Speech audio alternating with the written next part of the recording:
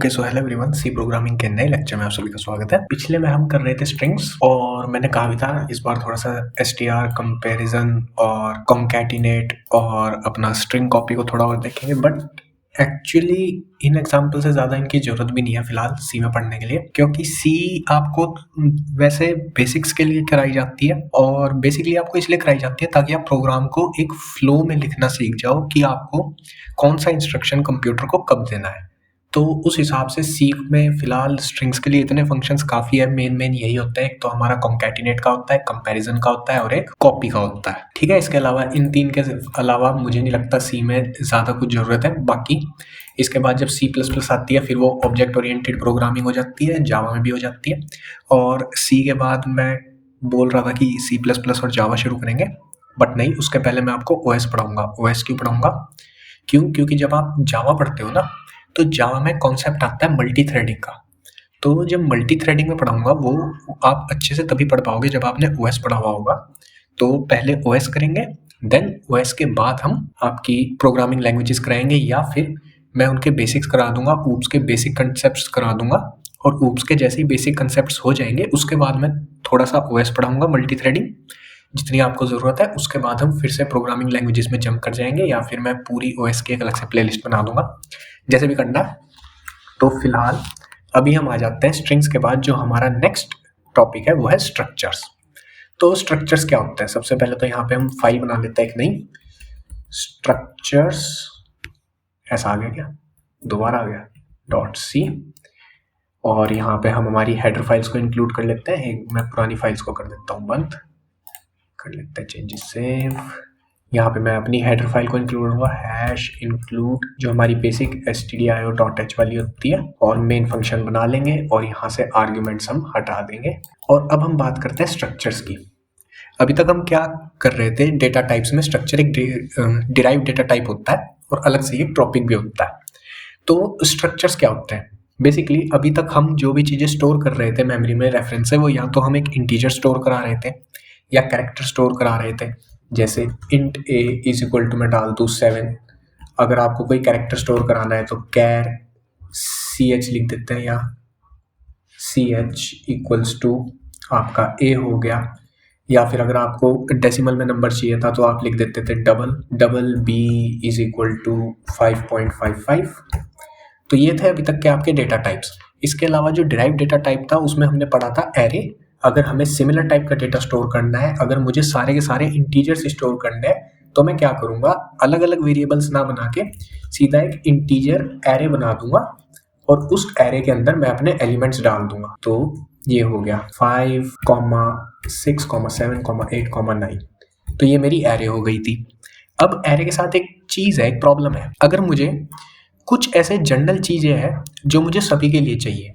General चीज़ों में बात करें तो जैसे अगर मैं चाहता हूँ कि मैं एक स्टूडेंट रिकॉर्ड सिस्टम बनाऊँ जिसमें मैं स्टूडेंट्स के रिकॉर्ड रखूँगा, तो हर स्टूडेंट के लिए कुछ पर्टिकुलर चीज़ें जो मैं रखूँगा।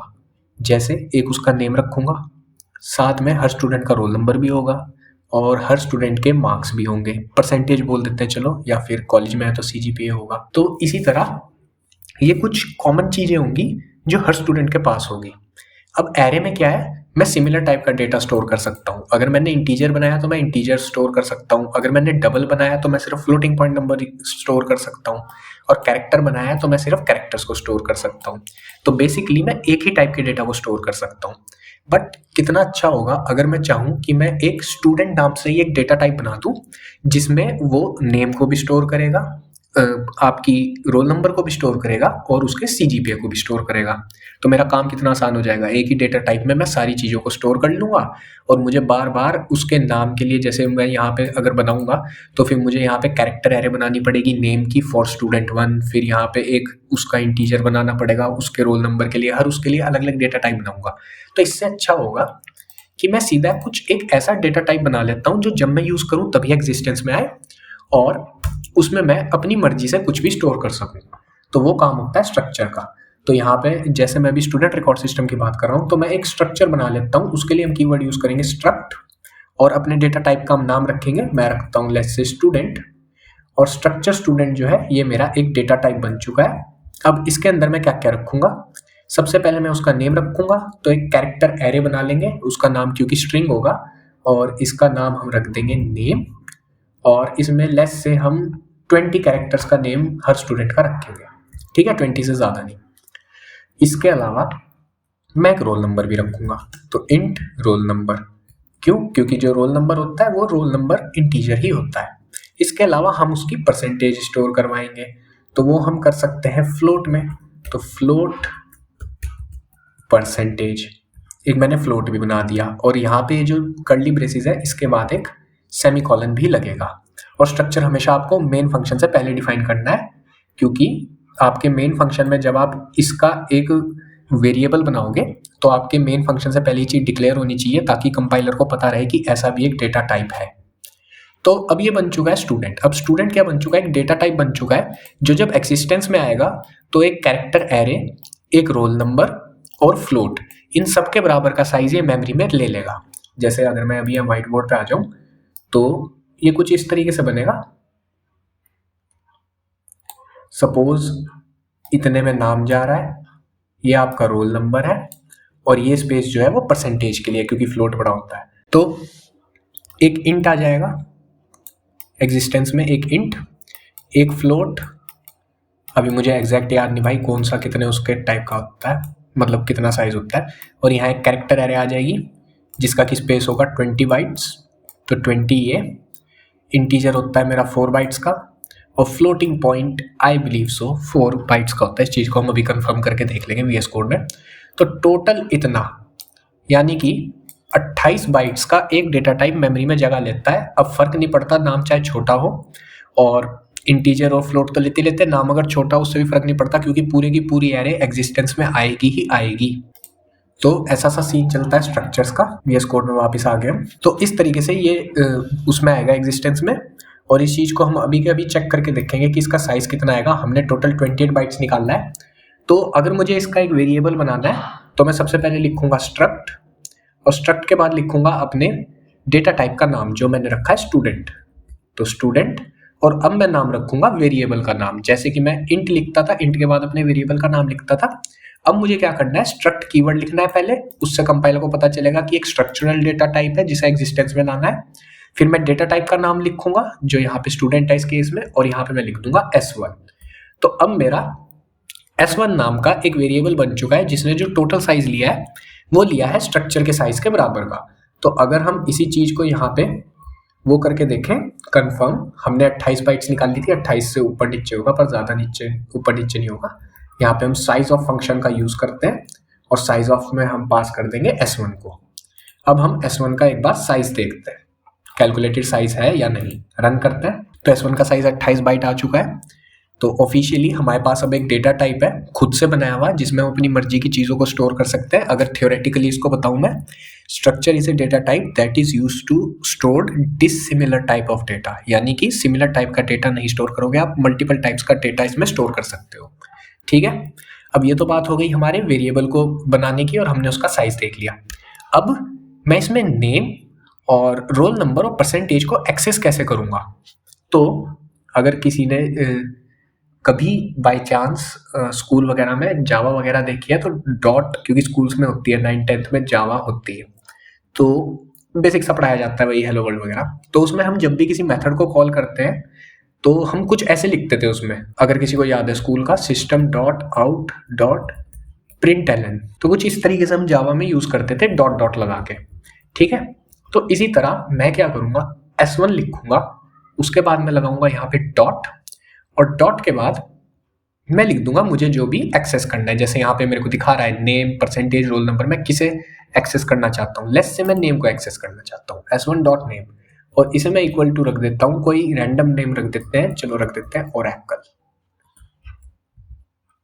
ठीक है, अब ये मेरा नेम हो गया। डबल कोट्स में मैंने इसलिए दिया है क्योंकि एक स्ट्रिंग है, नेम हम हमेशा स्ट्रिंग इनपुट में देते हैं। और यहाँ पे ये मुझे थ्रो कर रहा है एरर, और ये मुझे एरर क्यों थ्रो कर रहा है, क्योंकि हमने पिछली वीडियो में देखा है कि जो हमारी कैरेक्टर एरे होती है वो इम्यूटेबल होती है। मैं उसे किसी और चीज की स्ट्रिंग वगैरह की जो वैल्यू है वो असाइन नहीं कर सकता हूँ। ठीक है, तो मैं क्या करूँगा, यहाँ पे str CPY को कॉल करूंगा और मुझे S1 डॉट नेम में कॉपी करना है मेरे नेम को। तो नेम मैं यहाँ पे डाल दूंगा let's say Oracle, O capital बना लेते हैं ओरेकल। तो कुछ इस तरीके से मैं यहाँ पे दूंगा अपने नेम को इनपुट, मेरा ओरेकल S1 डॉट नेम में कॉपी हो जाएगा। तो ये चीज आपको ध्यान रखनी है, अगर आप यहाँ पे ये ऐसे एरे बनाओगे तो आपको strcpy को कॉल करना पड़ेगा, अदरवाइज वो इम्यूटेबल एरे, उसमें आप कुछ चेंजेस नहीं कर सकते। और strcpy को कॉल करने से पहले आपको इंक्लूड करनी पड़ेगी आपकी हेडर फाइल जो कि होगी string.h। तो इस तरीके से मेरा जो नेम है वो असाइन हो चुका है। तो अभी इसी चीज को कंफर्म करने के लिए मैं अपना नेम प्रिंट करके देखूंगा। तो printf कर लेते हैं %s, क्योंकि स्ट्रिंग हम प्रिंट करा रहे होंगे तो %s, और अगला आर्ग्यूमेंट होगा सेम जैसे मैंने ऊपर इनपुट दिया है, मैं s1 डॉट नेम से इसको एक्सेस करूंगा s1 डॉट नेम। और अब देखते हैं क्या जो मेरा नेम है वो ओरेकल प्रिंट होता है या नहीं।